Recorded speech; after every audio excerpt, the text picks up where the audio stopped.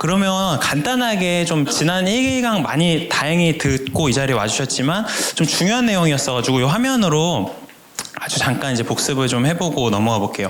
제가 지난주에는 막 이렇게 수기로 정신없이 썼던 내용인데 이 성경의 기록 과정을 생각보다 이제 이해하고 우리가 이제 성경의 복음서의 성격을 이해하는데 이 과정을 다시 한번 이해하시는 게 많이 도움이 되십니다. 그래서 이제 우리가 상상을 해보면 예수님과 1차 증인들이라고 표현될 수 있는 사람들이 있는 거죠. 예수님과 함께 피부를 접촉하고 함께 살았고 또 꼭 예수님의 12제자가 아니라도 그 동세대에 살면서 그것을 직접 눈으로 목격한 세대가 분명히 있는 거예요. 보시는데 괜찮으신가요? 홍지사님 괜찮으세요? 네.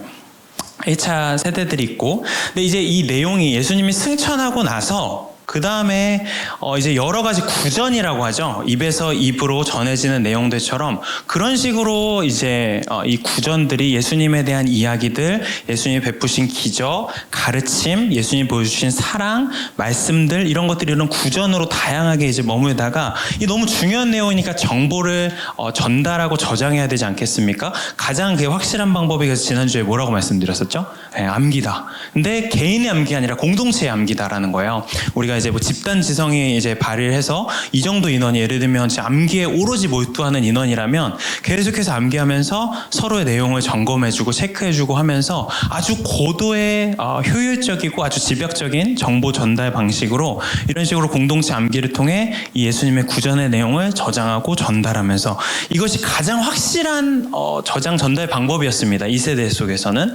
근데 이제 문제는 함께 모여서 이 과정을 할 수 없는 상황들이 1세기에도 이미 있었던 거죠. 우리 시대에 어떤 뭐 코로나가 됐든 아니면 어떤 전쟁이든 기근이 됐든 간에 대표적으로 이 당시 이제 60년대에 있었던 유대 전쟁 뭐 이런 거 다 뭐 세세하게 아실 필요는 없지만요. 70년에 예루살렘 성전이 로마로부터 파괴됩니다. 이게 이제 제가 나중에도 몇 번 말씀드리겠지만 이것이 엄청나게 큰 신학적인 변곡점을 만들어요. 예를 들면 우리나라도 우리 시대에도 전체 신학을 바꿀 만한 커다란 변곡점들이 있습니다. 예를 들면 뭐 19세기, 20세기에서 2차 세계대전, 1차 세계대전, 2차 세계대전이 터지고 나서 그 전의 신학과 그 후의 신학은 다를 수밖에 없어요.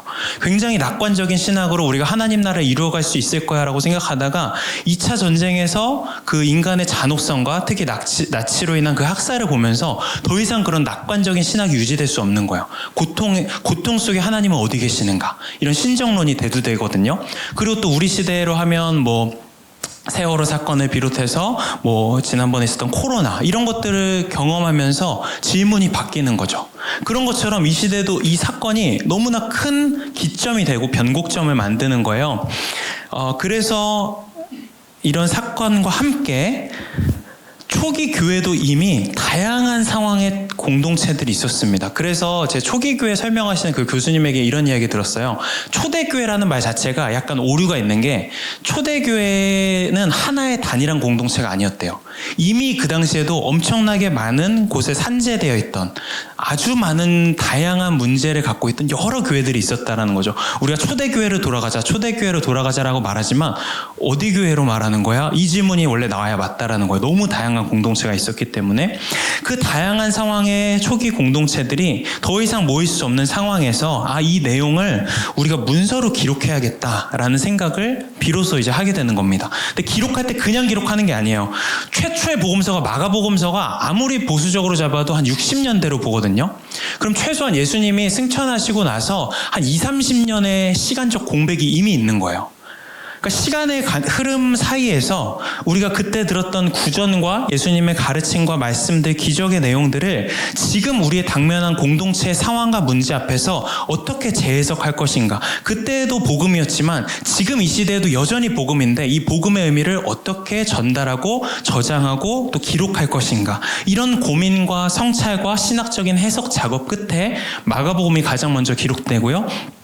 다른 상황 속에서 마태복음과 누가복음이 거의 유사한 시대라고 일단 보고요. 가장 확실한 건 요한복음은 가장 후대 복음서입니다.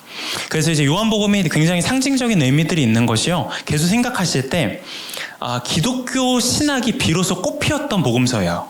요한복음 자체가. 왜냐면 이제 초기에 여러 가지 이제 날것에 되게 거친 느낌이 있고요. 마가복음 자체는 마태복음, 누가복음도 그 성격과 특징이 아주 뚜렷합니다. 근데 요한복음은 이 많은 격동의 시기를 거치면서 기독교 신학이 뭘까? 유대교와 구별되는 기독교 신학이 뭘까라고 했을 때 그 기독교 신학이 아주 정점으로 꼽히는 복음서가 요한복음이다라고 생각해 보시면 돼요. 요런 이제 기록 과정이 있었다는 거예요. 그래서 이런 기록 역사적인 내용만 알아도 신천지나 이런 이단에서 주장하는 것들이 많이 파쇄가 되는 이유가 거기서 말하는 거는 이제 뭐 요한계시록이나 복음서도 저자들이 무슨 내용인지 몰랐다 이런 말을 많이 하거든요. 그러니까 비유풀이 신천지에서 되게 좋아하고, 근데 비유풀이하고 막 이렇게 단어로 맞추면서 이 저자들도 몰랐지만 사실은 거기에 이런 비밀이 있다 막 이런 식으로 푼단 말이에요. 근데 저자가 모르는 내용이 기록되어 있을 수가 없습니다. 성경은 그런 내용은 없어요. 우리가 고백하는 성령의 영감이란 이 모든 과정에 성령님께서 이 과정을 함께 하셨다라는 고백인 거거든요. 이런 이제 역사적인 내용을 그래도 알면 조금은 그런 대처가 좀 생겨요. 내공이 좀 생긴다라고 보실 수 있어요. 이거를 제가 조금 더 쉽게 어떻게 설명을 드릴까 생각을 하다가 되게 적절한 예가 하나 떠올랐는데, 이 작년에 보셨더니 그 알바니아 선교 보고 영상, 이거 제가 만든 거거든요. 제가 작년 미디어 담당이어서. 이 제작 과정이 성경의 기록 과정이랑 좀 유사한 부분이 있습니다. 완전 100% 일치하지 않지만 어떤 거냐면, 알바니아에 다녀온 1차 증인은 홍성현 목사님이에요. 홍성현 목사님이 다녀오셔서 제가 이제 찾아가서 이 제작을 해야 되니까 목사님 무슨 은혜가 있었어요? 목사님이 느끼실 때 이번 선교의 강조점이 무엇인가요? 하고 제가 이제 들은 거예요. 홍 목사님이 이제 저에게 전해주신 거는 뭐 열매가 없는 사역에 대한 선교사님의 낙담이 있었으나 그럼에도 일하시는 하나님에 대한 신뢰가 있었고, 또 선교사님들이 받았던 어떤 위로가 있었고, 우리 팀이 방문하면서 뭐 이런 포인트들을 말씀해 주셨어요.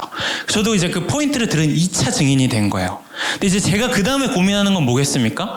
그곳에 가지 않은 성도님들에게, 그곳을 경험하지 못한 성도님들에게 이 영상을 쭉 전 한번 보고 1차 증언자의 증언을 들으면서 고민하기 시작하는 거예요. 그곳에 한 번도 가지 않았던 성도님들에게 이 의미가 어떻게 하면 가장 효과적으로 전달될 수 있을까? 이 고민을 하기 시작한 거죠. 그리고 나서 제가 영상을 만들었거든요. 이 영상 혹시 기억나시는 분이 있을지 모르겠지만 인터뷰를 기점으로 해서 여러 사건들이 이제 나와 있어요. 이걸 엄격히 보면 사건의 시간 순서가 전혀 아닙니다. 제가 무작위로 섞었어요. 근데 그걸 보시면서 이건 거짓말이네. 마음대로 섞었으니까. 이렇게 말하지 않잖아요. 저의 의도는 뭐냐면, 제가 동영상 이걸 제작하는 의도는 애초에 내가 이 사건을 뉴스 기사처럼 우리 성도님들에게 1일차 뭐 있었고 2일차 뭐 있었고 이걸 그대로 가장 정확하게 전달해야겠다가 아닌 거예요. 내가 1차 증언자를 통해서 들었던 이 은혜와 이 감동과 의미를 어떻게 전달할까? 이게 제일 중요한 목적이었던 거죠. 이 목적을 전달함에 있어서 제가 허용된 안에서 사건을 앞뒤로 섞기도 합니다. 주제별로 정리하기도 하고 선교사님이 받았던 위로를 정리하면서 앞뒤를 섞기도 하는 거예요. 마치 여러분 이것과 비슷합니다. 아주 유사해요. 성경의 기록 과정도 유사하다라는 거예요. 그래서 지난주에 했던 얘기지만 복음서가 애초에 어떤 하나의 사건을 넣고 그 경위를 육헌칙에 따라서 사실에 입각한 객관적인 정보를 전달해 주려고 한 책이 아니다라는 거. 의도가 그게 아니다라는 거예요. 의도가 그런 책이 아닌데 자꾸 우리는 그런 의도로 보고 이게 사실인가? 이게 오류가 있는 게 아닌가? 이런 식으로 파고 들어가기 시작하면 애초에 이게 좀 안 맞는 거죠. 의도가 그게 아니기 때문에. 도리어 자신들이 이해한 예수님의 복음의 의미가 있어요. 이 의미를 어떻게 전달할까? 공동체의 상황 속에서 성령의 감동에 따라 재해석해서 기록한 문서. 그 안에 성령의 영감이 담겨져 있는 거죠. 성령의 영감과 도움이 없다면 전혀 기록하지 못하고 생각해내지 못할 내용들이 그 안에 들어있기 때문이에요. 마지막으로 복음서 다시 보기 위해서 모든 복음서는 이걸 계속해서 반복해서 강조해드리고 있는데요. 그 책이 기록된 시절의 구체적인 상황, 시대적 배경이 있었다. 그리고 그들이 이해하고 해석한 복음의 생명력이 그래서 담겨있다는 것을 여러분 다시 한 번 더 기억해 주시면 좋을 것 같습니다. 네, 이게 이제 지난주 1강의 좀 핵심 내용들이었던 것 같아요. 자, 복습을 그럼 여기까지 하고요. 이제 여러분이 보내주신 질문을 빠르게 또 한번 다뤄보도록 하겠습니다. 이제 되게 다 너무 좋은 질문들을 많이 주셨어요. 일단은 분류를 제가 좀 나름대로 해봤는데 좀 삼위일체에 대한 질문이 있었거든요. 삼위일체에 대해서 설명해 주세요. 새신자는 안 믿는 이에게 어떻게 설명을 해야 할지도. 또 두 번째로 요한복음 1장에서 4장 말씀에 성령에 대한 말씀이 나오는데 예수님 부활 승천 전에도 성부, 성자, 성령의 개념이 있었을까요? 이런 질문을 해주셨는데 일단은 이 1번 질문은 뒤로 좀 미루겠습니다. 왜냐하면 이제 우리가 요한복음 한 16, 17장 가면 예수님의 대제사장 기도가 나오는데 거기서 마침 또 이제 삼위일체를 안 다룰 수가 없어요. 그래서 그때 다루도록 하고 이것도 이제 마찬가지로 그때 얘기하겠지만 간단히 말씀드리면 부활 승천 전에 뿐만 아니라 기독교의 초기, 아주 초기에는 성부, 성자, 성령 개념이 제대로 잡혀있지 않았습니다. 이거는 좀 후대의 이야기예요. 근데 이제 후대에서 어떤 이제 해석들이 일어나는 거냐면 이것도 나중에 자세히 말씀드리겠지만 이 삼위일체를요 이단에서는 안 받아들여요.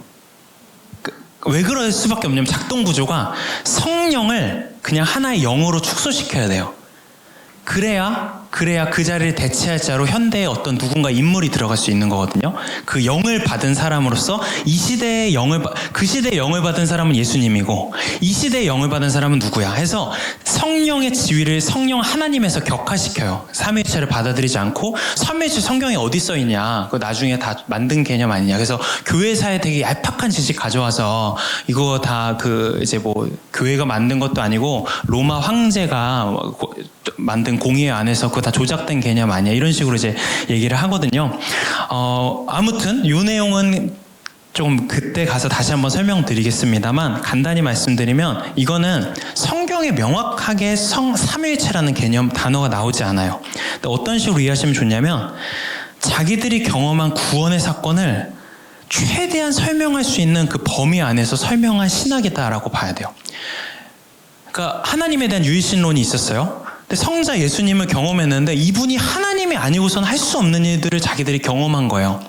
이후에 예수님이 약속하신 성령을 경험했는데 아니 이게 하나님의 영이 아니고서는 하나님이 아니고서는 우리에게 이런 기적을 행할 수가 없는데 이런 여러 가지 사건들을 경험적으로 체득을 하면서 사실은 삼위일체를 주장하는 것 자체가 저는 마이너스였을 거라고 생각하거든요. 왜냐면 이 이야기 되게 어렵잖아요.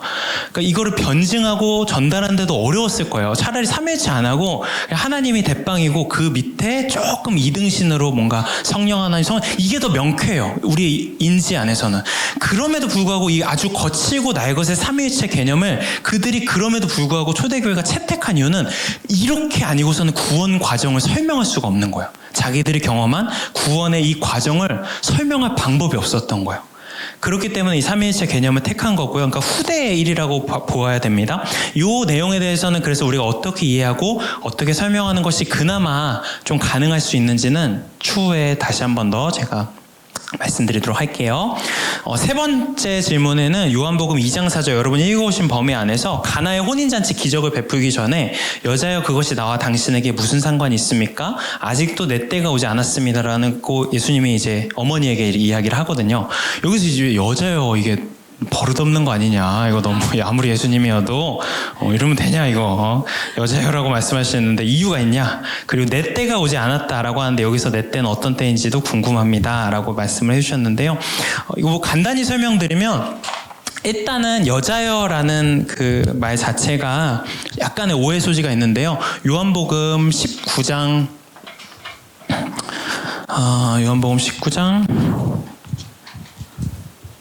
26절에 보면 어떤 장면이 나오냐면요. 거기서 예수님이 그 사랑하는 제자에게 어머니를 맡기는 장면이 나와요. 그때 어머니 보소서 당신의 아들이니이다 라는 이야기를 하거든요. 근데 이 어머니가 2장에 나오는 여자여와 원문을 보면 같은 단어입니다.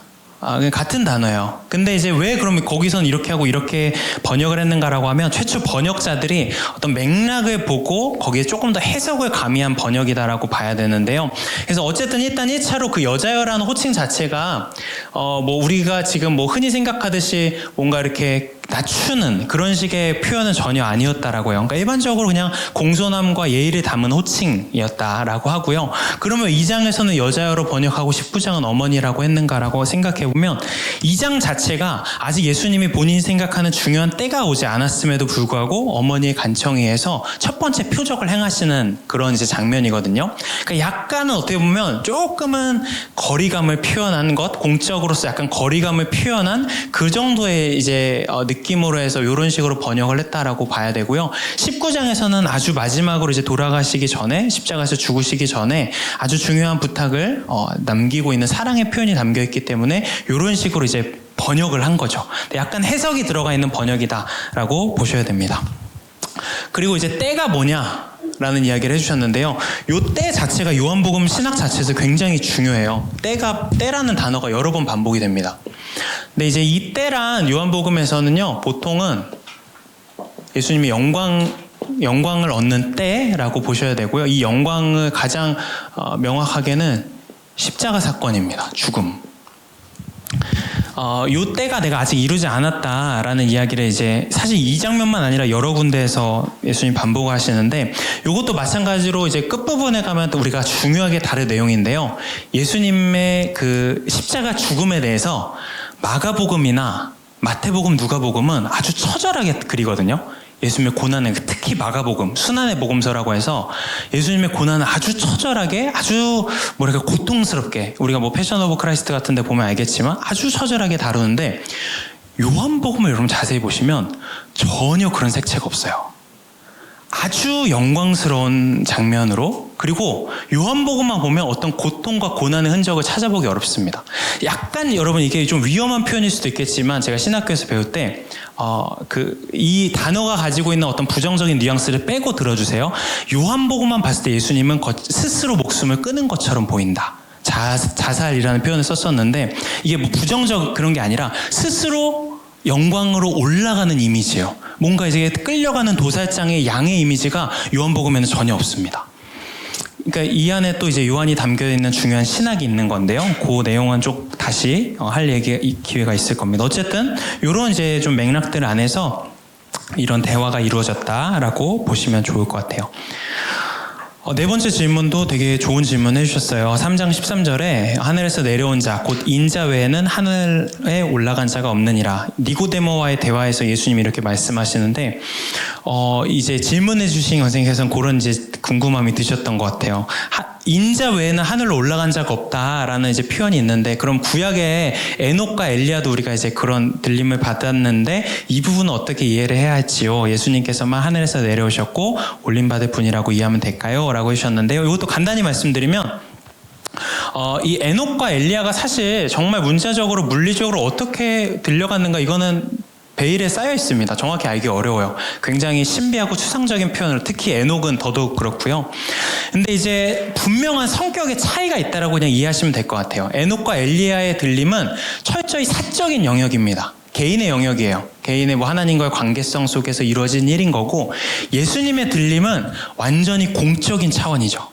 그 예수님 한 명의 들림을 통해서 수많은 생명과 생명의 역사들이 흘러갔다라는 측면에서 전혀 다른 성격을 가지고 있다. 그래서 이렇게 표현하시는 거다라고 생각해 보시면은 좀 간단하게 설명을 드릴 수 있을 것 같습니다. 또 넘어가 볼게요. 이것도 되게 중요한 질문입니다. 신약 성경에 이제 제가 이 앞부분에 질문 주신 거를 조금 축소해서 요약했는데, 뭐 이제 요한복음에서도 내가 너에게 보혜사를 보내겠다, 성령을 보내겠다 처음 언급하시고, 사도행전에 이제 성령을 받는 사건이 나오고, 이런 이제 처음 언급되는 것처럼 구절이 나오는데, 원래 성령님은 계셨지만 사람들이 느끼지 못하고 알지 못한 것이냐라는 이제 질문을 해주셨어요. 요것도 이제 그냥 이렇게 쉽게 이해하시면 되는 게요. 구약과 신약의 결정적인 차이가 있습니다. 구약에서도요, 여러분 보시면 하나님의 약어입니다. 하나님의 영. 하나님의 영이라는 표현이 구약에서 자주 나오죠. 아주 많이 나옵니다. 그러니까 성령으로 이해할 수도 있는 하나님의 영이라는 표현이 많이 나오는데요. 결정적인 차이는 구약에서는 아주 극소수의 정치적, 영적, 경제적인 엘리트들에게 임하는 것이 하나님의 영이에요. 그래서 뭐 선지자, 예언자일 수도 있고 뭐 다윗과 같은 왕일 수도 있고요. 소수의 어떤 선지자들, 예언자들에게 아주 한시적으로 소수에게 임하는 것이 하나님의 영입니다. 근데 이제 신약에서 왜 마치 그전에는 없었던 것처럼 언급이 나오기 시작하고 사도행전의 오순절 사건이 왜 그토록 중요한 비중으로 이 오순절 사건이 다뤄지냐면요. 분명한 차이점이 있는 거예요. 오순절 사건을 토대로 이 기점을 해서 폭발적으로 공동체에 이 하나님의 영인 성령이 확대되는 겁니다. 그리고 심지어 모든 사람에게 차별 없이 그 사도행전 2장을 보시면 베드로가 이 사건을 어떻게 해석하냐면 요해서를 인용해요. 모든 남자와 모든 여자 심지어 모든 남종 여종에게도 하나님의 영이 차별 없이 임할 것이다. 그 약속이 오늘 너희에게 성취된 거다. 이게 엄청나게 파격적인 사건인 거예요. 오순절 사건 자체가. 전통적인 이해에서 구약에서 하나님의 영은 뭐예요? 다시 말씀드리면 소수의 엘리트들에게 임하는 특별한 사건이었다면 이제 신약의 시대, 성령의 시대로 사도행전으로 넘어와서는 모든 사람에게 계급을 뛰어넘고 성별을 뛰어넘고 그 당시에 있던 모든 사회적인 지위를 다 뛰어넘고 그 차별을 다 뛰어넘어서 모든 이에게 차별 없이 임하는 하나님의 영, 성령의 시대가 시작된 거죠. 그렇기 때문에 마치 처음인 것처럼 굉장히 이렇게 언급이 앞뒤가 이제 단절되어서 이렇게 표현되는 거다라고 생각해 보시면 될 것 같습니다. 마지막 질문인데요. 이것도 아주 성경 자체에 대한 아주 중요한 질문입니다. 저 이런 질문이 하나 정도 나오면 참 좋겠다 생각하고 있었는데요. 이 부분이 제가 이제 궁금했던 거예요. 그러니까 뭐냐면 지난주에 제가 말씀드렸던 성경의 성격, 복음서의 성격에 대해서 이야기를 했을 때 사실 청년들도 그렇고 본인들이 어떤 전통적 성경관과 이런 거에 익숙한 분들일수록 사실은 좀 혼란스러움과 불편함을 느낍니다. 제가 방금 설명드렸던 이 성격에 대해서 그러면은 뭔가 이게 좀 그동안 내가 알고 있던 거랑 신학과 신앙과 꽤 맞춰지지 않는 것 같은 느낌이 드는 거예요. 이제 말씀해 주신 거는 제가 이제 한 내용 요약해서 한번 인용해 주셨고, 성경에는 바울서신 맞는 말씀이세요. 당시에 성경에 포함될 거 염두에 두지 않은 경우, 뭐 사실 바울서신뿐만 아니라 모든 성경의 책이 다 그렇습니다. 이런 식으로 뭐 회자돼서 읽어나갈 거라고 생각하면서 기록한 사람은 없어요. 그 당시 사람들에게 일단은 이 복음의 의미를 풀어야겠다고 생각한 거지, 먼 후대에 이게 몇천 년 동안 정경으로 읽혀질 걸 생각하고 기록한 사람은 아무도 없습니다. 그리고 성경의 범위를 두고서도 천주교와 기독교가 다른 것, 천주교와 이제 개신교가 다르죠. 그래서 천주교에는 외경이 들어가 있고 종교개혁 이후로 개신교에서는 그 외경이 빠져 있습니다. 이런 상황에서 성경의 각 구절들을 어느 정도까지 믿을 수 있을까? 이런 이제 질문이 당연히 들 수 있어요. 이거 너무 중요한 질문이고요. 이 미세한 불편함 또는 뭔가 좀 흔들림이 있다면 외면하지 말고 잘 잡아보시기를 저는 권면해드리고 싶어요. 그 약간 미세한 불편함이라도. 이게 왜냐면 굉장히 중요한 지점이거든요. 오늘 한 번에 제 설명에 다 해결이 안 될 수도 있는데 일단은 이렇게 한번 분리해보면 좋을 것 같아요. 이게 이제 깔뱅이 기독교 강요에서 본인이 이제 이야기한 내용인데요. 성경 자체가 어떻게 신뢰할 수 있는가라고 했을 때 깔뱅이 두 가지로 나누는데 외적 증거와 내적 증거로 나눕니다. 요걸 좀 이 개념을 제가 가져와서 좀 설명을 드려보면, 외적 증거는 이런 거예요. 그러니까 뭐 이런 이제 내용을 본다고 하더라도 성경이 기록되어지고 정경화되어지는 과정에 이 하나님의 은혜가 아니고선 도저히 설명할 수 있는 여러 지점들이 있다. 정말 우연히 겹치면서, 그리고 또 그 기록된 성경이 각 민족과 각 국가에 전달되는 데 있어서도 이게 하나님의 인도하심이 아니다라고 설명하기에 너무 어려운 여러 기적과 같은 사건들이 있다라는 거예요. 그래서 이제 성경이 기록되어지고 전달되어지는 이런 외적 상황들을 봤을 때 이 성경이 정말 하나님의 말씀이다라고 고백하게 되는 그런 정황 증거들이 있다라는 거예요. 첫 번째 이제 이런 내용이 있고, 근데 사실 그럼에도 불구하고 제가 생각했을 때도 성경의 기록 과정 자체가 어떤 뭐 아주 특별하게 신비하거나 뭔가 뭐 그러진 않다라고 생각을 합니다. 왜냐하면 우리가 생각할 때 그런 거잖아요. 뭔가 복음서가 좀 권위 있으려면 이거는 진짜 예수님의 제자 중에 한 명이 진짜 친필로 썼었어야 될 것 같고, 구약의 막 창세기 이런 거 좀 그 신령하게 이제 우리가 받으려면 이거 뭐 진짜 하나님이 뭐 번개로 돌판에 쪼개가지고 직접 막 이런 식으로 어떤 신비한 과정을 통해서 적혀져야 됐을 것 같은데, 여러 공동체가 고민과 사색과 통찰과 해석을 통해서 의도를 담아 기록한 책이라고 하면 약간 좀 권위가 떨어지는 것처럼 느끼는 거죠. 그리고 이게 정말 하나님의 말씀을 어떻게 신뢰할 수 있지? 라는 생각이 전 당연히 드신다라고 생각해요. 근데 이제 쭉쭉 하나하나 말씀드려보면, 일단은 성경이요, 원본이라고 말할 수 있는 두루마기 텍스트가 남아있지 않습니다. 그러니까 마가복음이 최초에 기록됐던 그 원본 두루마기, 뭐 이제 파피루스라고 할 수 있겠죠. 마태복음 원본 자체가 남아있지 않아요. 그러니까 지금 우리가 이제 가지고 있는 기록들은 원본을 아주 높은 확률로 이제 베껴 쓴 필사본이라고 하거든요. 그 필사본도 여러 이제 종류의 필사본이 있어요. 그 필사본을 성경학자들이 오랜 시간 동안 대조하고 맞춰보면서 이게 원본에 조금 더 가까웠을 거야라고 추측하면서 이런 식으로 이제 기록해낸 거거든요. 지금 형태로. 저는 이제 여기에도 하나님의 섭리함이 있다라고 생각해요. 원본이 없다라는 것 자체가 주는 유익은 뭐냐면, 어느 누구도 쉽게 이것이 정답이다라고 확신하지 못한다라는 거야.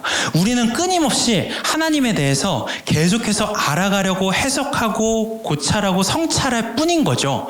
어느 누구도 야, 이게 정답이야, 이게 진리야 라고 스스로 오만하고 독단적인 자리에 설 수 없어요. 성경 자체가 이미 원본이 남아있지 않거든요. 그러니까 이런 것만 봐도 저는 이제 그 이단들이랑 조금 얘기해보면, 신천지도 그렇고 거의 개역 한글을 막 목숨처럼 생각하거든요. 한자라도 우리가 다 하나님의 말씀으로 받아들여야 된다. 그리고 이제 외국에 가면 킹제임스 버전을 똑같이 그렇게 생각하는 사람들이 있는데, 이게 그런 주장이 우스울 수밖에 없는 게 원본 자체가 없어요. 지금 우리가 갖고 있는 것도 여러 필사본들을 최선을 다해서 이제 모으면서 이제 만들어진 과정이지, 전 이거 자체가 우리가 하나님 앞에서 스스로 계속해서 겸손할 수밖에 없다 라는 생각을 하게 만들어주는 아주 중요한 하나님의 섭리 중에 하나다라는 생각을 하고요. 또 하나 이제 중요한 이 내적 증거는 뭐냐면, 성경이 하나님의 말씀이다라는 이 신앙의 전수가 어떻게 이루어졌을까 저는 생각해보면, 뭐 여러 믿음이 있겠죠. 이 기적 자체가 진짜 사실이구나, 너무 놀랍다, 이런 것도 될 수 있겠지만요, 저는 결국은 이 성경을 읽어낸 사람들이 삶으로 써나가는 그 삶의 특별함, 그것이 성경을 성경답게 만들어주는 가장 확실한 내적 증거다라고 생각합니다. 깔뱅도 이런 얘기를 하거든요. 왜 하나님의 말씀인가? 내 안에 있는 부인할 수 없는 하나님의 흔적을 보라. 여러분 생각해 보시면 어떤 걸 생각해 보셔야 되냐면, 부활신앙. 부활이 어떻게 기독교 신앙의 핵심으로 전수될 수 있었을까요? 이거 생각하면 되게 말이 안 되는 거거든요. 그러니까 제가 아까 삼위일체랑 비슷하게 부활도 포기하는 게 기독교 입장에서 좀 유리해요. 전달함에 있어서. 왜냐면 그 당시에 너무 말도 안 되는 신학이거든요. 하나님의 아들이 이 땅에 오셨고 고통받아 죽었는데 게다가 부활을 했어. 승천하셨대. 이 개념이 없는 게 차라리 우린 사랑의 종교야, 뭐 이런 식으로 하는 게 더 포교에 빨랐을 수 있어요. 그러니까 이거는 아무리 말해도 믿기 어려운 내용이에요.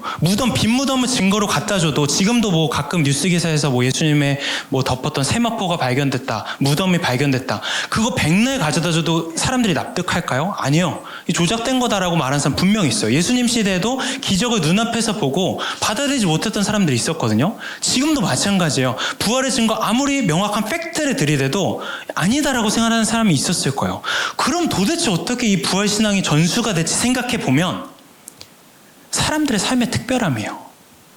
사도행전을 보시면 여러분 어떤 표현이냐면, 믿지 않는 사람들이 공동체를 보고 두려워했다라고 나와요. 근데 이 두려움이 그냥 무서워한 게 아니라 경외예요, 경외.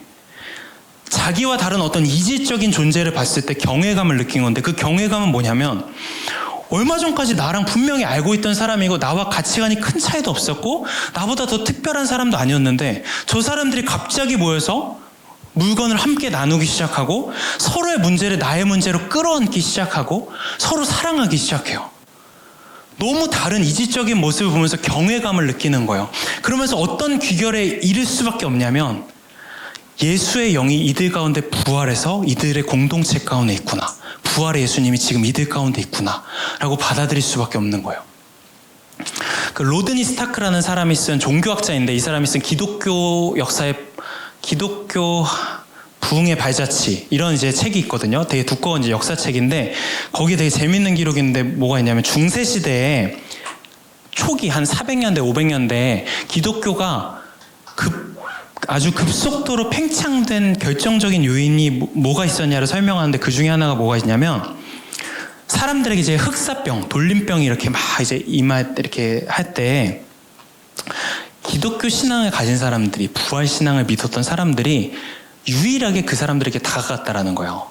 그러니까 그 당시에 이제 사람들에게 아주 물론 어쩔 수 없이 죽을 사람도 있지만 아주 기본적인 음식과 물과 편안한 거처만 제공되어도 살아날 사람이 아주 많았거든요. 근데 이제 전염되니까 다가가지 못하죠, 당연히. 근데 이제 부활신앙을 가지고 있던 수많은 기독교인들이 다가가서 그들에게 음식을 제공하고 물을 제공하고 살아나는 것들을 보는 거예요, 사람들이. 얘네가 정말 부활의 종교인가 보다 이런 식으로 인식하기 시작했다라는 거예요. 저는 이런 과정이었다라고 생각해요. 마찬가지예요. 성경이 이 시대에 어떻게 하나님의 말씀인가 여러 외적 증거들을 들이댈 수 있어요. 하나님의 말씀은 이렇게 전달됐어. 우리나라에 들어올 때도 이런 사건들이 있었어. 그리고 하나님의 말씀은 이런 기적도 있어. 이런 기적 진짜야. 막 이런 식으로 말할 수도 있겠지만 저는 가장 확실한 증거는 이 내적 증거다라고 생각을 합니다. 결국 우리들의 성경을 읽어내는 사람들의 삶에서 드러나는 특별함. 그걸 보고 세상의 사람들은 성경을 안 보겠지만 성경을 읽는 우리들의 모습을 보고 성경을 읽겠죠. 근데 사실 그래서 어려운 겁니다. 그래서 우리의 한 명 한 명 하나님의 형상 자녀로서의 우리의 책임이 참 막중하다라는 생각이 들기도 하고요. 이 시대에도 여전히 성경이 성경되게 하기 위해서는 우리들의 삶이 참 중요하다. 라는 생각을 해보게 돼요. 그래서 이제 이런 식의 과정으로 성경이 하나님 말씀이다라고 고백할 수 있다라고 하지만 이론적인 설명이었습니다. 이 질문을 주신 분과 함께 다른 분들도 이 고민은 계속해서 좀 하시길 바래요. 그러니까 저도 목회자지만 이거 제가 공적 자리에서 어떻게 이렇게 설교 자리에서 말 못하겠지만 이런 편한 양육의 자리에서 말하는 게 때때로 지금도 제 안에 그런 흔들림이 찾아올 때가 있어요. 이게 진짜 하나님의 말씀이 맞을까? 또는 하나님 정말 계실까? 내가 죽었는데 하나님이 안 계시면 어떡하지? 이런 흔들림과 이런 어떤 갈등들이요. 근데 저는 성경은 하나님은 우리의 흔들림을 다 받아낼 수 있다고 생각합니다. 우리가 겁을 먹고 질문하지 않을 뿐이죠. 우리가 그 겁을 먹고 그 흔들림을 직면하지 않고 됐어 외면할래 하고 그냥 기존의 신앙의 틀 안에 갇혀 계시면 안전할 수는 있겠습니다만 그것이 과연 나에게 또 주위 사람들에게 정말 생명의 복음을 흘려보낼 수 있을 것인가 라고 생각해 볼 때는 스스로 좀 고민해 보셔야 될 문제라고 생각해요. 저는 이 질문을 주신 분 너무 반가웠고 다른 분들도 제가 지금 한 번 드린 설명으로 다 납득되지 않을 수 있거든요. 계속해서 좀 고민해 보시면 좋겠고 같이 우리 말씀을 나눈 6주의 과정 동안 계속 또 질문해 보시면 좋겠어요. 장로님. 제가 질문 못했는데 예. 아까 지금 마지막 질문하고 약간 연관이 있는 것 같은데 이거 1자 5절에 있잖아요. 그 빛이 기억개정하고 생명력이 예. 다른 거로 지금 해석이 되잖아요. 맞습니다. 근데 이제 기억개정만 볼 때는 그냥 그 빛이 어둠을 이기지 못한다고 생각하고 깨닫지 못하더라. 그게 개혁개정입니다. 네. 기억개정에 깨닫지 못하니까 모르는 거잖아요. 맞습니다. 세번역을 보면 이게 예. 근데 이제 딴 걸 이렇게 보면 그냥 이렇게 해석된다라고 넘어가더라고요. 근데 우리가 이제 개혁개정 볼 때는 이게 원래 이렇게 해석이 되는데 저렇게 해석이 될 수도 있겠다고 생각했는데 지금 우리가 세부적으로 보고 있잖아요. 예. 이제 전혀 다른 제 생각에 전혀 다른 내용이거든요. 앞에는 봐도 그 빛이 어둠 속이가 여기 개혁개정에는 빛이 어둠을 비치는 거잖아요. 딴 데도 비치는 거고 네. 우리가 이상 비쳤는데도 불구하고 깨닫지 못하는 거고 네. 세부적으로 보면 빛이 어둠 속에서 그래서 어둠 속에서 비쳤는데 그 빛을 이기지 못하는 거잖아요. 예, 어둠이 빛을 이기지 못하더라. 아는데 네. 그러니까 아는과 모르는 게 굉장히 큰 차이라고 생각이 드는데 네.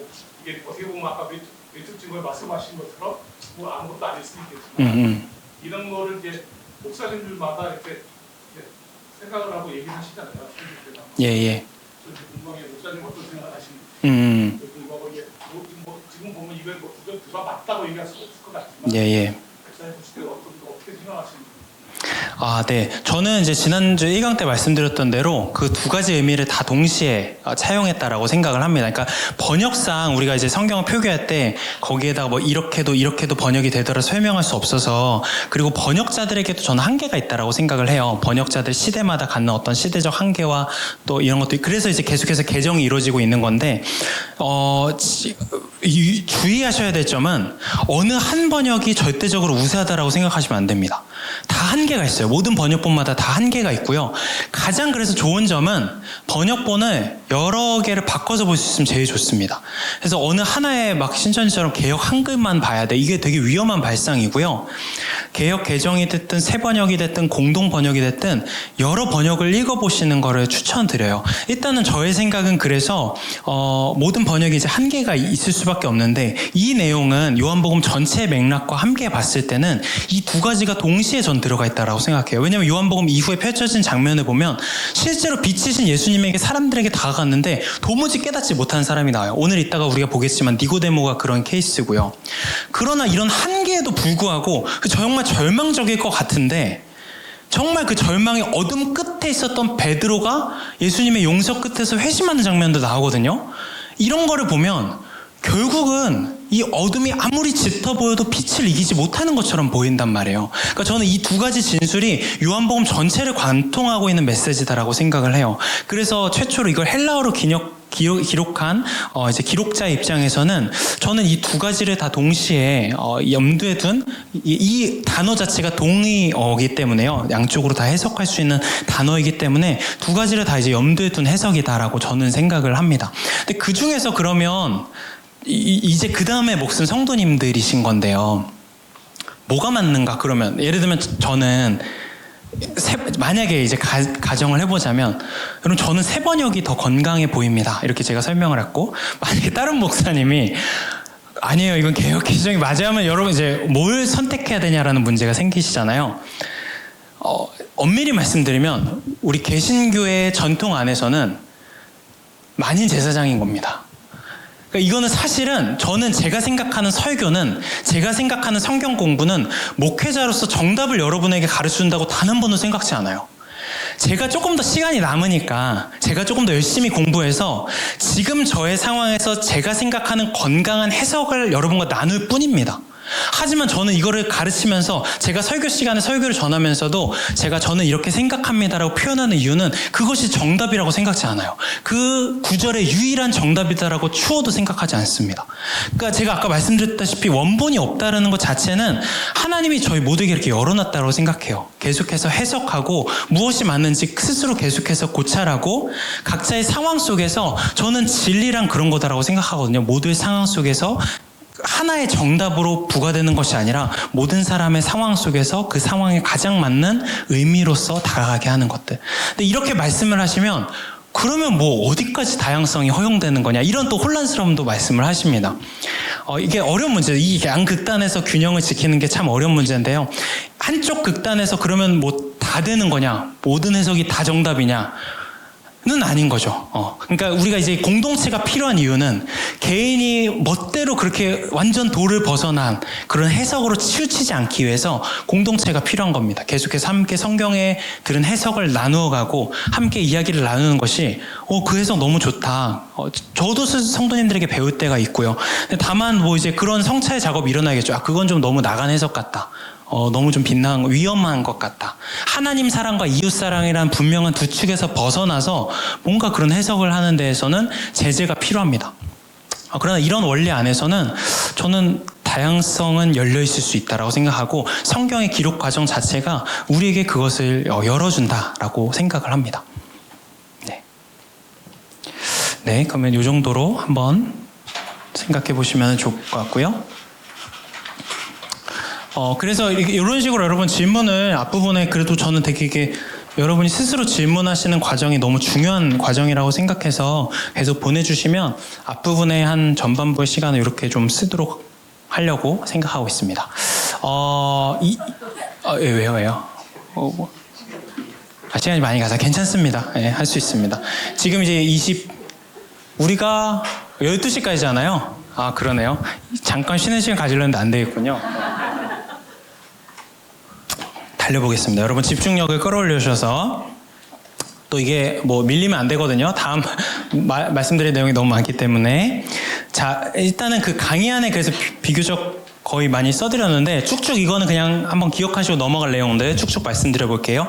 요한복음 자체가 아주 명확하게 기록 목적에 대해서 표현하고 있습니다. 누가복음도 이런 경우가 있는데요. 요한복음은 생명이란 주제를 아주 많이 강조해요.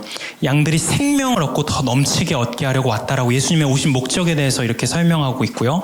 마지막 끝부분에 가서 여기에 이것이나마 기록한 목적은 예수 그가 그리스도의 하나님의 아들이심을 믿게 하고 그렇게 믿어서 그의 이름으로 생명을 얻게 하려는 것이다 라는 이야기를 합니다. 여기서 말하는 이제 생명은 제가 거기 써놨지만 생명의 기간과는 관련이 없습니다. 이따가 제가 영생을 설명하면서 말씀드리겠지만 생명의 질과 훨씬 더 관계가 깊고요. 그리고 또 하나는 이따 말씀드리겠지만 이걸 우리가 보는 순간 내세의 생명이라고 생각하는 경우가 많아요. 죽고 나서의 생명. 근데 요한복음에는 그런 개념이 안 나옵니다. 철저히 지금 여기에서의 생명이에요. 그러니까 요한복음을 기록한 목적이 뭐냐라고 했을 때는 기존에 믿고 있던 사람들이 단순히 믿고 아는 것에서 그치는 것이 아니라 생명을 더 풍성히 누리기 위함이다라는 거예요. 예수님으로부터 예수님을 아는 지식으로부터 오는 풍성한 그 생명력을 더 누리게 하기 위해서 기록했대요. 그러니까 우리가 요한복음을 공부하는 우리에게도 짧은 시간이지만 이런 과정들이 우리에게 참 일어나면 좋겠죠.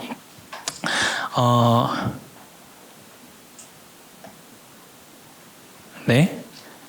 그리고 이제 요한복음의 영생, 이게 아주 중요한 주제인데요. 요거는 좀 설명을 하고 넘어갈 수밖에 없습니다. 이게 깨졌네요. 하나님께 세상 이처럼 사랑하사 많이 생략이 됐네. 외아들을 주셨으니 이는 그를 믿는 사람마다 멸망하지 않고 생이 아닙니다. 영생을 얻게 하려는 것이다 라는 이제 구절이 있습니다. 자, 대부분의 백과사전이 영생을 여러분 찾아보시면 영원한 삶, 영원한 생명이라고 기술합니다. 그래서 기독교에서도 영생이란 전통적으로 죽어서 천국에서 영원히 사는 것으로 정의를 내리는 경향이 아주 많았습니다. 그런데요, 여기 이제 제가 강의 안에도 적어놨지만 1세기 유대인들 입장에서 예수님이 말씀하신 영생의 개념이 전혀 다른 겁니다. 그 내세에서의 그게 아니에요. 영생이 아니고요. 거기 이제 제가 설명드린 이제 표를 보시면, 자, 이게 보시면 유대인들이 모두가 공유하고 있던, 우리가 지난주에 단심가를 보면서 이야기했지만 우리는 모르지만 그 당시 사람들은 다 알고 있었던 배경 지식이 있다. 이게 그런 거예요. 유대인들의 시간 개념 안에서는 어떻게 시대를 구분하냐면 구약의 예언서에서도 이런 개념이 아주 많이 나오고요. 이 시대가 있어요. 이 시대는 세상의 어떤 사탄의 다스림 속에서 이제 가는 시대고요. 이렇게 쭉 이제 이 역사가 흘러가는데 결정적인 주의 날이 임할 거다. 그래서 뭐 이제 구약 예언서에서도 이 주의 날이라는 주제가 참 많이 나오는데 결정적인 이 주의 날이 딱 임하면 그때부터 이 세상 속에서 하나님의 다스림이 이루어지는 오는 세상이 침투에 들어온다. 새로운 세대가 침투에 들어온다. 이런 식의 개념으로 유대인들은 이 역사관을 이해하고 있었어요. 되게 자꾸 끊기네요. 자, 그래서 보시면 이 오는 세상은 단순히 시간적으로 영원한 것이 아니라 이 하나님의 다스림, 하나님의 통치를 의미하고 하나님의 어떤 그 신적인 풍성함, 생명력에 참여하는 삶이에요. 그래서 영생을 이해를 하실 때 영생은 우리가 이렇게 살아가다가 죽어서 어디 내세에 가서의 어떤 삶이 영원히 이어지는 삶이 아니라 유대인들이 니고데모가 주고받고 예수님이 표현하고 있는 영생이란 이 땅에서 하나님의 다스림을 받는 오는 세상, 전혀 다른 세상에 전혀 다른 차원으로 시작되는 그 삶, 그 삶을 영생이다라고 생각하셔야 됩니다. 그래서 여러분 이거를 조금 더 이제 설명을 드려보면, 그 부연 설명을 드려보면, 성경, 그 영어 성경을 보시면 영생을 번역할 때요, 저보다 영어를 더 잘하시는 분들이 여기 있으시겠지만 저는 뭐 잘하진 않지만 이 두 가지 번역 중에 둘 다 영원을 뜻하는 말이거든요. 근데 성경이 영생을 표현할 때 이 forever로 쓰지 않고 eternal로 씁니다. 어떤 차이가 있냐면 forever는 그냥 언제까지나 지속되는 시간을 말해요. 그래서 제가 청년들이랑 예전에 성경 공부할 때 제가 천국을 생각할 때 영원토록 예배하고 찬양하고 막 지옥 같을 것 같다는 거예요. 생각할수록 그런 게 이제 천국인 걸까 생각해 보면 영원토록 지속되는 어떤 삶이 핵심이 아닌 거예요. eternal은 어떤 의미냐면 이제 이 시간은 우리가 일반적으로 경험하는 시간과 전혀 다른 차원, 영원의 차원에서의 시간과 삶이거든요. 쉽게 비유하면 이런 겁니다. 여러분, 우리가 상대성 이론이 아인슈타인이 말하지만 시간이 다르게 가는 것처럼 느껴질 때가 있거든요. 여러분이 한번 생각해보세요. 여러분이 가장 지루한 시간. 집에서 제가 혼자 이제 애를 보는 시간. 1분 2초가 너무 안 가고, 막 시간, 나 최선을 놀아준 것 같은데 5분 지났고, 막 이런 이제 연겁과 같은 시간이 펼쳐질 때가 있고, 수업을 들을 때 너무 막 지겨운 1분 2초가 안 가는. 근데 반대로, 뭐 내가 정말 사랑하는 사람과 함께하는 뭐 대화의 시간이 생각해보면, 진짜 이 말 표현 그대로 시간이 날아가는 것처럼 느껴지거든요. 그러니까 다른 차원의 시간을 우리가 그 순간에 일순간 경험하는 거예요. 마치 이런 것과 비슷합니다. Eternal Life, 영생이란 뭐냐면 죽어서 가는 천국의 삶이 아니라 일반적 우리가 경험하는 이 크로노스의 시간의 차원과는 전혀 다른 차원의 시간과 삶을 그 관계를 경험하는 거예요. 그 아주 풍성한 관계 속에서 누리는 아주 커다란 풍성한 즐거움의 그 영원한 기쁨의 전혀 다른 차원의 삶을 누리는 것을 영생이다라고 생각하셔야 돼요.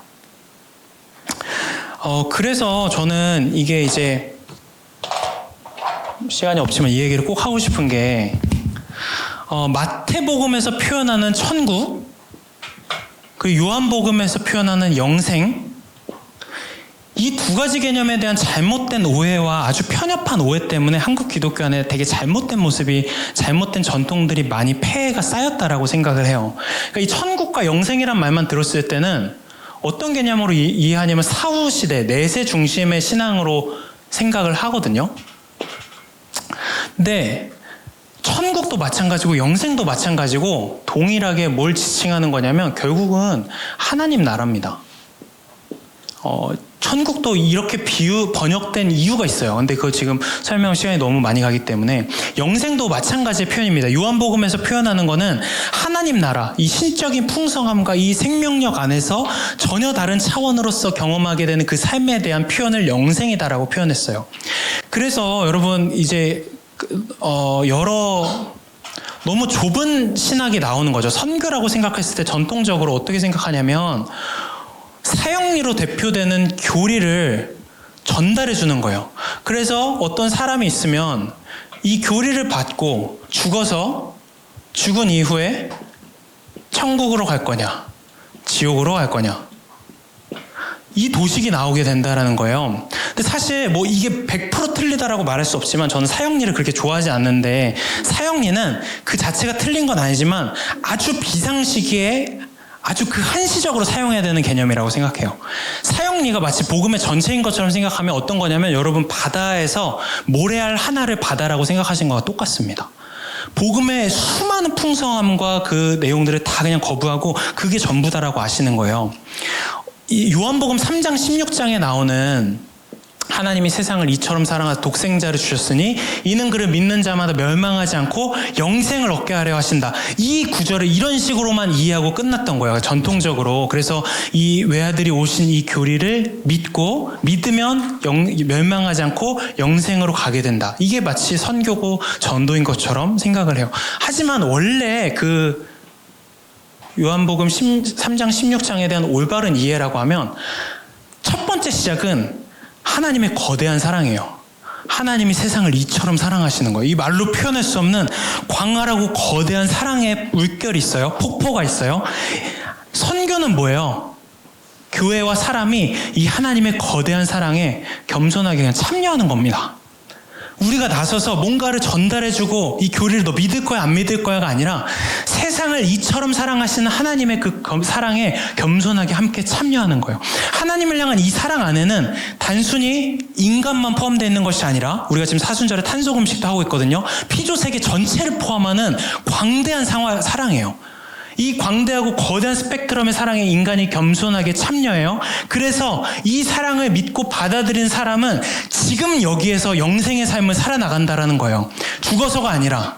그리고 이것을 지금 받아들이지 않으면 멸망, 심판, 이 개념이 요한복음에 나오잖아요. 이 멸망, 심판조차도 죽어서 뭐 불구덩이 지옥에 가는 그런 개념이 아닙니다. 심판과 멸망, 요한복음을 표현하는 건 뭐냐면 1장에서 그런 표현이 나오잖아요. 빛으로 오신 예수님을 어둠이 받아들이기를 원치 않았다고. 그 자체가 이미 심판이에요. 그러니까 빛이신 예수님을 받아들이지 않고 이 삶에 참여하지 못하고 있는 그 상태 자체가 이미 심판이고 멸망인 거지, 이게 뭐 죽어서 이 개념을 지칭하고 있는 것이 아니다라는 거예요.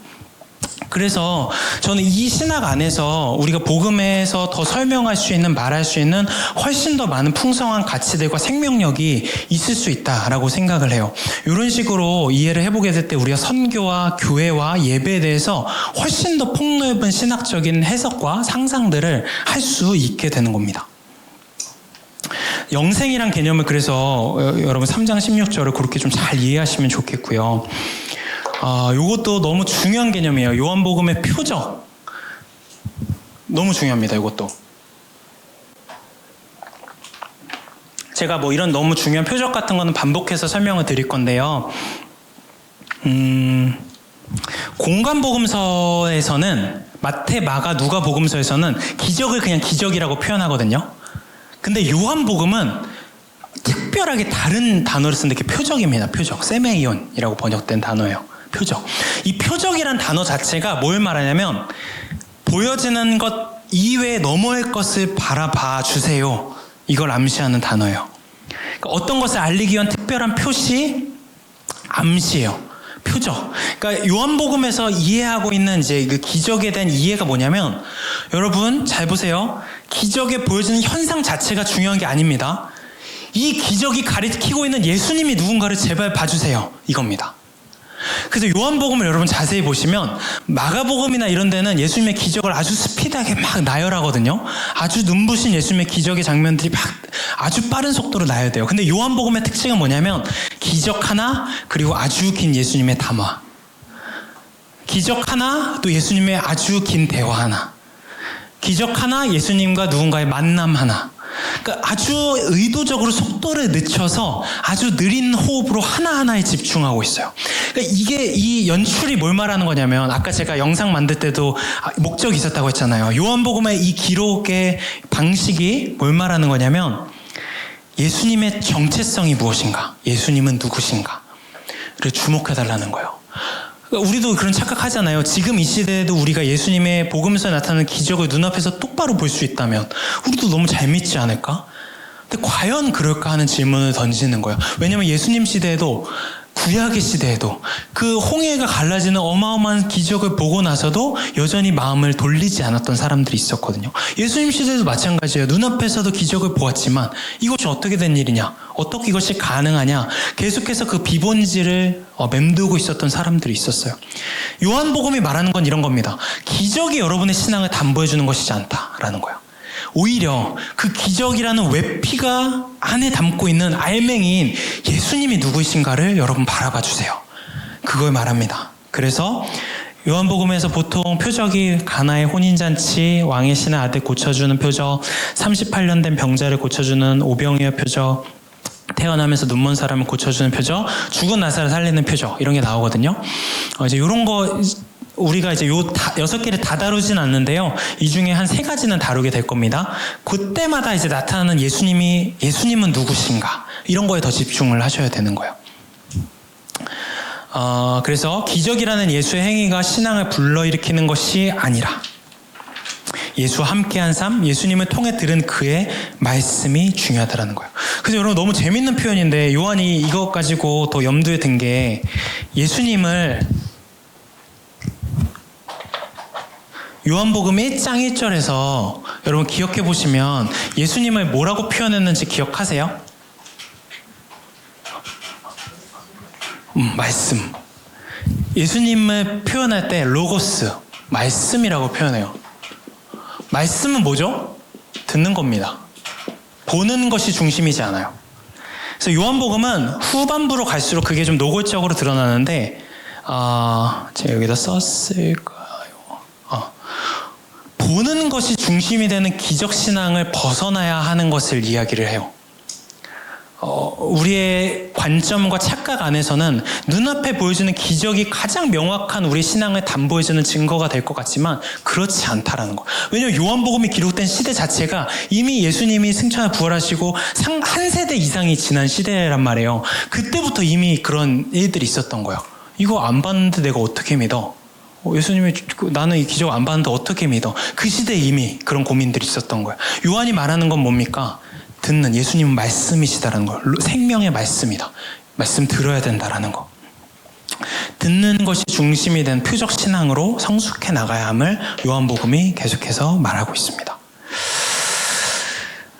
이제 이런 맥락에서 요한복음 2장을 아주 짧게 훑어보면요. 이게 왜 계속 이럴까요? 제가 다음 주에는 꼭 불편하시지 않게 잘 이렇게 보완을 해보도록 하겠습니다. 죄송합니다. 가나의 혼인잔치와 성전 정화 사건이 나오는데 이것도 간략하게 그냥 훑을게요. 이게 어떤 의미인가, 그리고 우리가 지금까지 본 복음서의 성격을 생각해서 이걸 어떻게 해석할 수 있는가, 이거를 이제 간단히 말씀드리려고 하는데요. 네. 자, 보시면 거기 제 강의 안에도 써놨는데요. 유대교 신앙에 두 기둥이 있습니다. 유대교를 떠받들고 있던 두 개의 기둥이 가장 큰 게 뭐냐라고 했을 때 하나는 정결례와 성전제사예요. 무엇이 정하고 부정한 것이냐를 계속해서 따지는 정결례와 성전제사. 그래서 이거 좀 더 풀어서 설명하면 정결례는 어떻게 하나님의 백성으로 살아갈 수 있는가, 일상에서 내가 나를 어떻게 정결하게 할 것인가. 시작은 아주 좋아요. 어떤 운동도 시작은 아주 좋습니다. 이거 자체가 원래 품고 있던 율법 자체가 악한 것이지 않아요. 그러나 이것이 세대가 지나면서, 시대가 지나면서 어떤 것들이 나옵니까? 정결에 대한 강박이 만들어지죠. 그리고 그 정결에 대한 강박으로 스스로를 올가매고 거기서 어떤 자유함을 누리는 생명이 나오지 않고 스스로를 올가매고 속박하게 되고 정확히 그 시선으로 다른 이들을 속박하게 되는 일들이 생겨나죠. 그래서 우리가 지금 바리새인 하면 너무 막 부정적 선입견이 많잖아요. 사실 바리새인이 아주 뛰어난 사람들이에요. 아주 위대한 또 의인들이었습니다. 그 시작은. 왜냐하면 성전 제사장들만 가지고 있던, 독점하고 있던 그 신앙을 일상으로 가져와 준 사람들이에요. 그러니까 개혁가들입니다. 나름대로. 이 바리새인들이요. 우리의 일상에서 이 거룩을 어떻게 실천할 것인가, 니네 제사장들만 그 거룩을 독점할 것이 아니라 우리도 함께 일반의 이 사람들도, 유대인들도, 평범한 유대인들도 어떻게 이 거룩을 실천할 것인가 했을 때 그 삶으로, 일상으로 가져온 사람들이 바리새인들이에요. 근데 시간이 지나면서 그들 안에도 있던 이 정결에 대한 강박이 예수님 그 복음서에 기록되는 그런 수많은 폐해를 만들게 됩니다. 두 번째로 성전이란 어떻게 하나님과 만날 것인가. 성전에 하나님이 계시는 거예요. 그곳에서만 하나님과 만나고 죄를 용서받고 축복받을 수 있습니다. 그러니까 성전에 대한 신학 자체가 우리가 지금 교회 건물을 대하는 신학과 완전 달라요. 말 그대로 성전 입구로 하나님입니다. 유대인들에게 있어서는. 근데 그 성전이 무너지는 사건이 2번 있었던 거거든요. 그러니까 엄청난 충격이었겠죠. 자, 그런데 이런 이제 유대인의 두 기둥이 있는데 거기서 예수님이 첫 번째 표적을 베푸실 때 어떤 표적을 한 거냐면, 혼인잔치에서 이 포도주가 떨어졌을 때 이 포도주를 이제 만드시잖아요. 근데 이제 거기에 나오는, 여러분 읽으면서 잘 아시는 내용일 텐데, 아주 의미심장하게 그 물로 포도주로 변화되는 그 그릇이 정결례에 사용되는 물항아리 6개였어요. 그러니까 이 표적 자체가 그 안에 내포하고 있는 메시지는 뭐냐면, 거룩함의 완성은 정결례라는 의식이 아니라, 내가 거룩한지 네가 거룩한지 그것을 따지는 정결례 의식이 아니라 빛이신 예수님과의 관계 하나에 있다라는 거죠. 그러니까 유대인의 이 정결례식에는 그 안에 이제 생명력이 없다라는 것을 선언하고 들어가는 거예요. 왜냐면 망칠 뻔한 이 잔치, 그러니까 기쁨의 실종이고 기쁨이 절망과 슬픔으로 변화될 수 있는 그 자리에 다시 기쁨이 회복되는 이 생명력의 힘은 정결례에 있지 않다라는 거. 예수님과의 그 관계, 예수님의 능력 안에 있다라는 것을 보이는 거고요. 성전 정화도 비슷한 맥락입니다. 하나님을 만나려면 이제 성전세와 재물을 가지고 성전으로 가야 했는데, 성전이 곧 예수님이다라고 선언을 해버리잖아요. 예수님을 통해서 하나님과 만나는 새로운 시대가 열렸다라는 것을 요한복음이 정확하게 겨냥해서 이야기를 하고 있어요. 여러분 이게 가나의 혼인잔치의 기적이나 또 성전 정화 사건을 이렇게 앞으로 다루고 있는 건 요한복음밖에 없잖아요. 왜 이거를 이렇게 수많은 기적들 중에서 요한의 저자는 이 내용을 전면에 배치하는 것이 중요하다라고 생각했을까? 그게 중요합니다.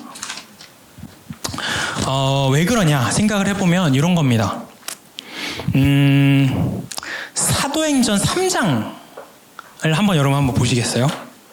요건 한번 여러분이 찾아보시면 그냥 어떤 번역이든 괜찮으십니다. 여러분이 가지고 계시는 성경으로 사도행전 3장을 보시면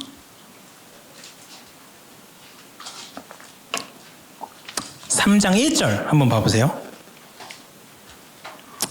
이 3장 1절이 지금 어떤 상황이냐면 2장 후반부에 성령이 임해서 그 초대교회 공동체에서 물건을 유무상통하고 서로 날마다 모이기를 힘쓰고 막 이런 일들이 폭발적으로 일어나고 있을 때요. 3장 1절에 9절에 뭐라고 나오냐면 한번 읽어볼까요? 같이 시작. 이게 정확히 뭘 보여주는 거냐면 유대교와 기독교의 구분이 없을 때를 보여줘요. 이게 무슨 말이냐면 초대교회 공동체 안에 성령의 경험을 통해서 뭔가 새로운 집단이 출현한 것 같긴 한데 근데 이 시대에는 사도들조차도 아직 그 유대교의 종교 양식과 생활 양식으로부터 명확히 분리가 없을 때라는 거예요.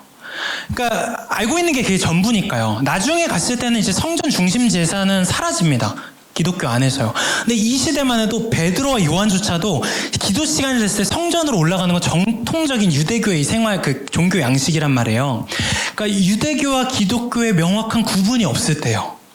근데 제가 첫 시간에 뭘 말씀드렸냐면 요한복음이 기록되던 시대적 배경은 뭐냐면 주후 아무리 빨라도 90년대 아주 길게 해서 110년대에 기록됐다고 하는데 이 시기에 뭐냐면 유대교와 기독교의 명확한 분리가 일어나기 시작했대요. 그래서 유대교 회당 안에서 유대교가 너무 자세히 말씀드리면 복잡하니까 유대교 자체적인 어떤 갱신운동이 있었는데 그 안에서 하나가 회당에 들어있는 기독교인들 축출하는 거였어요. 그래서 명확한 분리가 일어나기 시작하는 거예요. 그러니까 이때 가지고 있던 아주 중요한 이제 시대적 배경 중에 하나가 유대교와의 분리인 겁니다. 근데 여러분 이 분리, 유대교의 분리가 만들어낸 정서적인 결과물이 뭐냐면 어마어마한 불안감과 두려움이에요. 왜냐면 여러분 생각해 보세요. 우리가 이제 나중에 그 종교개 역사를 여러분 보시면 그 초기에 이제 가장 먼저 이제 그 앞선 이제 선구자가 되었던 루터조차도 종교개혁을 일으키면서 단 한 번도 개신교라는 공동체가 탄생할 거라고 생각한 적이 없어요. 교황으로부터 로마 카톨릭으로부터 벗어나서 새로운 공동체를 만들어야겠다고 생각한 적이 없다라는 거예요. 깔뱅 정도 돼서 이제 돌이킬 수 없다 해서 이제 기독교 강요를 통해서 막 이게 교리적으로 막 뒷받침하기 시작하는 건데 왜냐하면 그만큼 이 수천 년의 전통으로부터 뿌리로부터 벗어나는 거 아주 두려운 일입니다. 그래서 그 당시에 이제 종교개혁자들이 그 로마 교회로부터 벗어나온 개신교인들의 그 심정을 뭐라고 표현하냐면 전대미문의 고립감이다 이렇게 표현해요. 어마어마한 고립감이 있는 게 천년의 유산을 가지고 있는 이 전통 안에 있었는데 여기서 벗어나서 옳은 것 같긴 하지만 이 전통에서 우리가 벗어나도 될까? 이 뿌리로부터 벗어나도 될까? 이 불안함과 두려움이 너무나 큰 거예요. 심지어 개혁가들도 그랬는데 이게 유대교라는 어마어마한 구약의 그 율법의 전통이 되고 뿌리가 되는 유대교로부터 벗어나서 뭔가 지금 새로운 집단이 출현되는 것 같은 이런 자의식과 정체성을 가지고 뭔가 그 모임을 해나가는 것 이것이 굉장히 불안하고 커다란 두려움을 가져왔을 거다라는 거죠. 이런 상황 속에서 요한의 복음을 기록한 요한복음의 저자가 어떤 이야기를 했겠습니까? 두려워하지 말아라라는 거예요. 위로하고 격려하는 거예요. 우리가 믿는 예수님과의 관계는 유대교가 가지지 못하는 풍성한 생명력을 잔치를 회복시킬 수 있는 힘을 가지고 있고 예수가 곧 성전이다. 우리는 예수님의 그 현존 안에서 성령 안에서 하나님과 더 깊이 친밀하게 교제한다. 그래서 나중에 14장, 15장에 가면 이런 어떤 흐름 속에서 우리 기독교의 핵심 정체성이 무엇인가라고 했을 때 사랑의 재발견이 아주 요한복음의 중요한 신학으로 나오게 되는 흐름도 있는 거죠.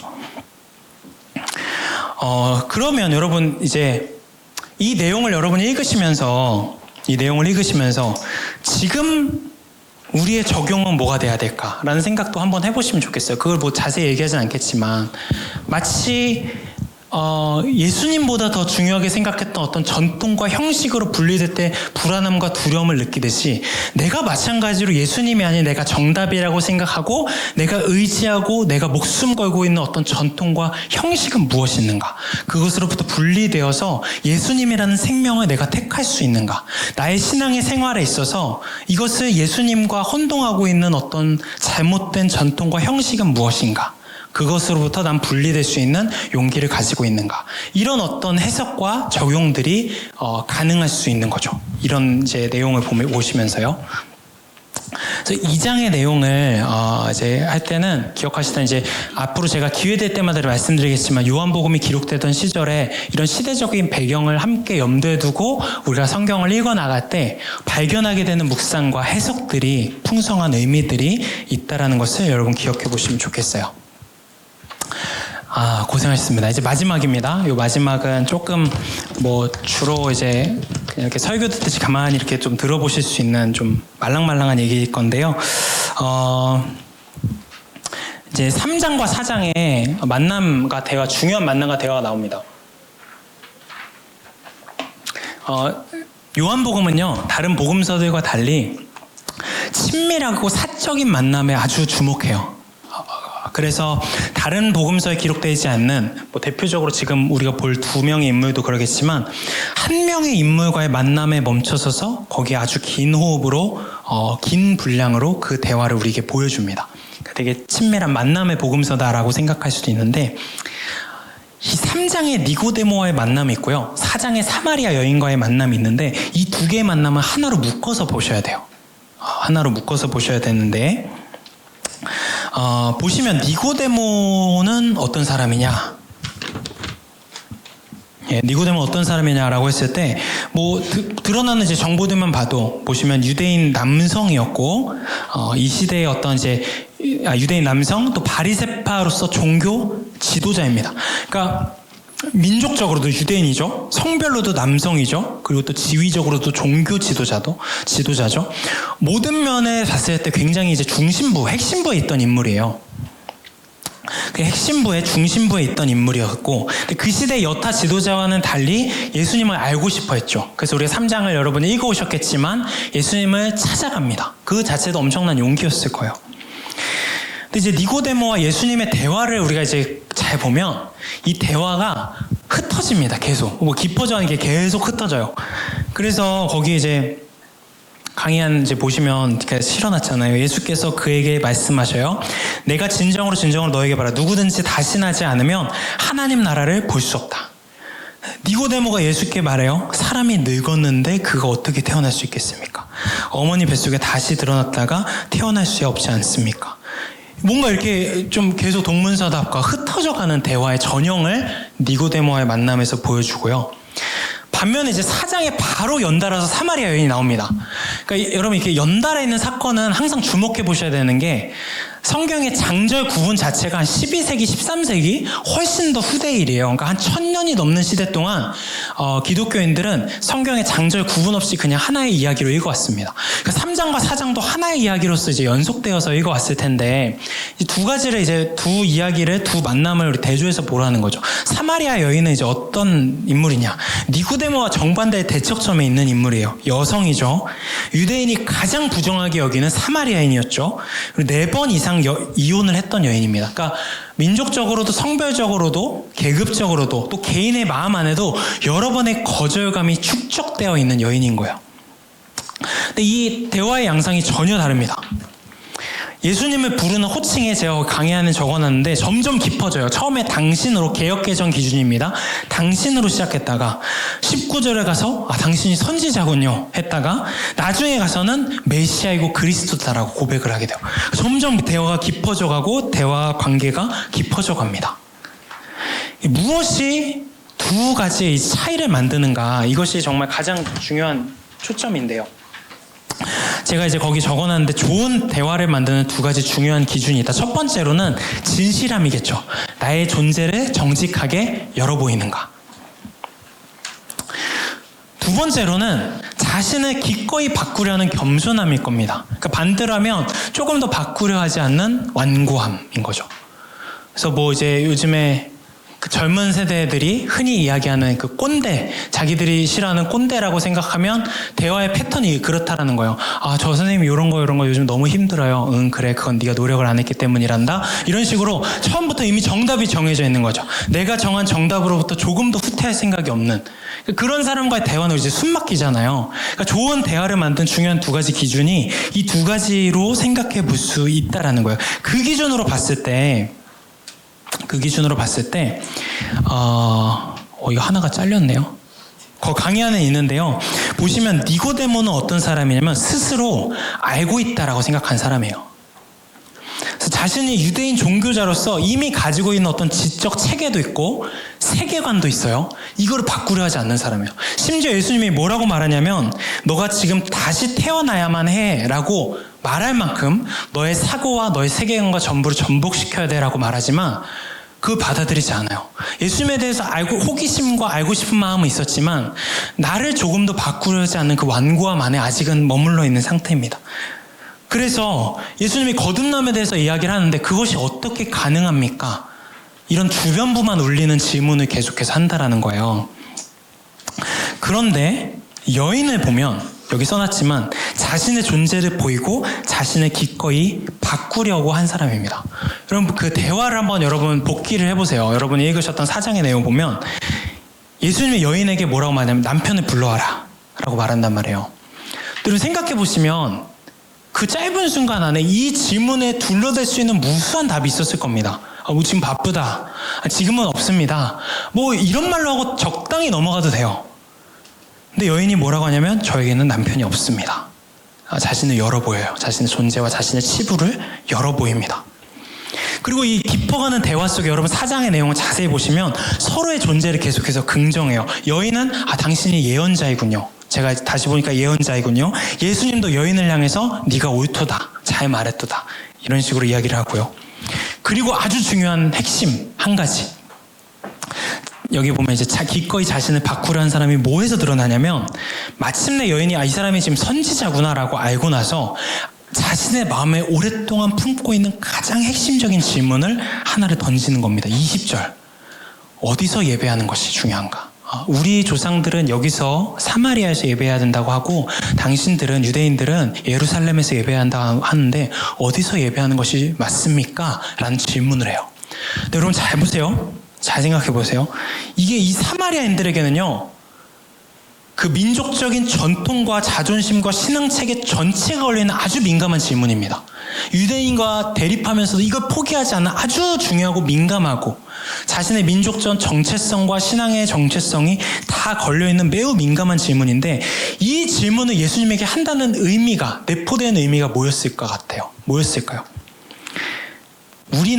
저는 이 산에서 예배드리는 것이 정답이라고 생각합니다. 그런데 당신이 뭐라고 말씀하시는지 듣고 싶습니다. 그 말에 따라 저는 기꺼이 정답을 바꾸겠습니다. 라는 표현인 거예요. 질문을 했다라는 것은. 예수님의 답에 따라서 자신이 지켜온 전통과 정답이라고 생각했던 것들을 바꾸겠다라는 마음가짐으로 대화를 했다라는 거예요. 그래서 여러분 보시면 니고데모의 만남과 대화의 끝은 오해만 남지만 여인의 만남과 대화의 끝에는 변화가 남습니다. 그래서 그게 한번 요한복음 찾아보시면 그게 굉장히 의미심장한 구절이 4장에 나오는데요.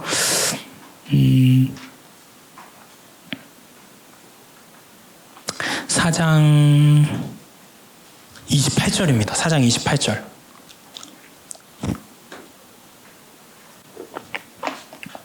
28절 보시면 여자가, 전 개역개정입니다. 여자가 물동이를 버려두고 동네로 들어갔다. 이게 아주 상징적인 장면인 거죠. 생계, 자신이 중요하게 생각했던 모든 가치의 그 상징이 될 수 있는 물동이가 더 이상 중요해지지 않았어요. 이 여인에게 이제 변화가 일어난 겁니다. 가치관 전체가, 세계관 전체가 전복된 거예요. 바뀌었어요. 그러니까 자신의 전 존재와 삶을, 이 물을 당장 마시지 않아도 내 존재와 삶을 채우는 의미와 생명력을 발견한 거죠. 예수님의 존재로부터. 저 예전에 이 내용 보면서 되게 재밌었거든요. 예수님이 나에게는 너희가 알지 못하는 먹을 양식이 있다. 이 대화를 둘러싸고 되게 재밌는 에피소드가 나오는데, 예수님이 사마리아 여인과 막 대화하고 있으니까 제자들이 와서 깜짝 놀라요. 근데 이제 거기도 보면 차마 이게 어떤 상황인지 아무도 물어보지 못한다라고 나오고요. 그리고 나서 이제 예수님에게 이제 먹을 걸 드리려고 하니까 예수님이 이렇게 말씀하세요. 그러니까 제자들 또 무슨 얘기를 해요? 누가 먹을 거 갖다 드렸어? 막 이런 대화를 막 한단 말이에요, 제자들끼리. 그러니까 이게 뭐냐면 딱 요런 이제 요한복음에 저는 되게 센스라고 생각을 하는데, 아까 말씀드렸다시피 초기 성경에는 이제 장절 구분이 없잖아요. 그러면 이제 구조상 이렇게 읽게 되는 거예요. 니고데모와의 대화가 있고요. 제자들과의 대화가 있습니다. 두 대화 모두 주변부만 울리는 흩어지는 대화, 예수님의 정체가 무엇인지 존재가 무엇인지 주목하지 않아요. 근데 그 사이에 누구와의 대화가 껴있냐면 사마리아 여인과의 대화가 껴있습니다. 이것은 해석의 영역입니다. 제가 지금부터 말씀드리는 건 해석의 영역인데, 저는 이렇게 묵상하고 해석이 되어져요. 뭐냐면 여기서 예수님이 표현하는 자신만의 양식은 무엇일까라고 생각했을 때, 이 공허하고 주변부를 울리는 대화 사이에서 자신의 전 존재를 열어보이면서 질문하는 그 한 여인과의 대화 있잖아요. 깊어져가는 대화 속에서 자신의 존재를 알아보는 그 여인과의 대화, 이 세상에서 채워지지 않은 목마름이 자신을 통해서 채워졌다라고 고백하는 그 한 사람과의 만남, 이 만남과 대화가 예수님의 그 지치고 공허하고 외로웠던 마음을 흡족하게 채워줬던 양식이지 않았을까, 저는 그렇게 해석을 해요. 여러분 이제 정리를 해보시면서 여러분 스스로 한번 생각해 보시면 좋겠습니다. 사마리아 여인에게 예수님이 찾아오실 때요, 수많은 경계를 넘어서 찾아가시는 거거든요. 어떤 성별이, 그 당시 유대인 남자와 사마리아 여인은 정말 극과 극에 있는 대척점이 있다는 말이에요. 유대인과 사마리아 자체도 대척점에 있지만 남성과 여성이 그렇게 대화, 공적 자리에서 나누는 것도 흔치 않은 장면이에요. 근데 모든 민족의 경계, 성별의 경계, 모든 지위의 모든 경계를 넘어서서 익숙한 틀을 깨뜨리시고 예상하지 못한 방식으로 찾아오신 예수님이 요한복음에서 그려져요. 마찬가지겠죠. 우리에게도 지금 이렇게 찾아오시는 예수님이 있습니다. 다양하다라고 생각해요. 우리가 제한할 수 없어요. 여러분이 말씀을, 아까 공동체 성경 읽기 많이 말씀해 주셨는데, 말씀을 통독해가는 과정에서 마음을 울리는 하나의 문장으로도 예수님 찾아오실 수 있는 거고요. 기도하는 가운데 뭔가 섬광처럼 스친 어떤 작은 깨달음 하나로 예수님이 찾아오실 수도 있고, 공동체 안에서 사람들과의 나눔과 대화 속에서 불현듯 깨달아지는 깨달음, 또는 내가 좀 불편해지는 마음, 그 사람과의 대화 가운데 이런 어떤 감정들로 찾아오실 수도 있고, 때로는 내 삶의 어떤 안정감을 깨뜨리는 어떤 사건으로 찾아오시기도 합니다. 근데 그렇게 우연처럼 여겨지는 여러 순간순간들이 모여져서 예수님과 우리의 만남이 시작되는데, 우리가 같이 고민해야 될 건 이겁니다. 그 위에 어떤 대화를 쌓아갈 것인지는 우리의 선택이다라는 거예요. 여러분도, 우리도 마찬가지로 니고데모처럼 난 이미 어느 정도 알 만큼 알고 있어. 신앙생활 적지 않게 했고, 내가 교회에서 어느 정도 지위를 가지고 있고, 성경도 많이 알고 있어. 내가 이미 정해놓은 정답과 틀에서 조금도 벗어나려 하거나 물러서려 하지 않은 상태를 유지할 수 있죠. 그 상태에서 그냥 돌고 도는 대화를 예수님과 주고받듯이 습관만 남은 종교 생활을 유지할 수 있습니다. 나의 존재를 감추고 드러내기를 회피하면서 주변부만 울리는 대화와 나눔을 우리가 교회 안에서 쌓아나갈 수 있어요. 반대로 우리가 또 열려져 있는 또 하나의 선택지가 있는 거예요. 요한복음이 그것을 보여주는 거예요. 사마리아 여인과 같이 자신의 존재를 기꺼이 바꿀 준비를 하면서 기존에 내가 알고 있던 익숙함과 나의 세계를 깨뜨려 보겠다, 용감하게 그래서 질문하고 정직하게 나 자신을 열어 보이는 대화를 쌓아가실 수도 있습니다. 그래서 여러분 한번 그런 질문을 스스로 생각해 보시면 좋겠어요. 여러분 신앙생활 하시면서 최근에 교회 다니시면서 가장 마지막으로 말씀이 여러분을 불편하게 만들었던 적이 언제십니까? 여러분 물론 우리가 설교 들으면서 예배 드리면서 위로받는 거 중요하죠. 그것도 중요한 하나님의 성품이기 때문에 우리를 피난처로 위로해 주시고 껴안아 주신 하나님 너무나 중요한데요. 동시에 여러분 생각해 보셨으면 좋겠어요. 마지막으로 여러분이 설교를 듣고 성경을 읽고 말씀을 보시면서 마지막으로 여러분이 불편해졌던 시점이 언제신가요?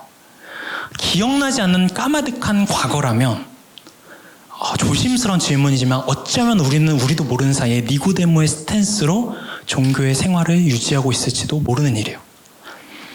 그런 그 글을 제가 봤거든요. 한번 뇌과학자가 쓴 칼럼인데 인간이 뇌가 이제 노화해 가면서 그 노화를 저속을 시키려면 계속해서 스스로를 불편하게 만드는 게 되게 중요하대요. 그래서 그분도 이제 연세가 좀 있는 분이었는데 끊임없이 자기를 불편하게 만든다는 거예요. 그래서 뭔가 새로운 뭐 앱도 써보고 새로운 핸드폰도 계속 애플로 썼다가 막 갤럭시 바꾸기도 하고 이렇게 불편하게 스스로를 만든다는 거예요. 그게 이제 뇌를 깨어있게 만든대요.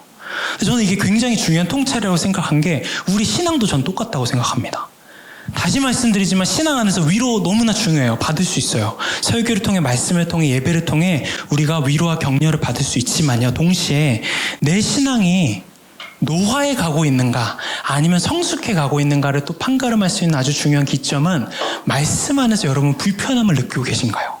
설교를 통해 여러분 불편함을 느끼고 계신가요?